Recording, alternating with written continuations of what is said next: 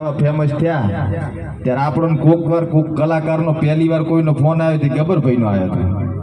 અને મોએ ખૂબ રાજી થયો તો કે આવડા મોટા કલાકારે આપણો કોન્ટેક્ટ કર્યો એટલે એવા ભલા માણસ છે અને બાબારીનો ખૂબ ટેકો છે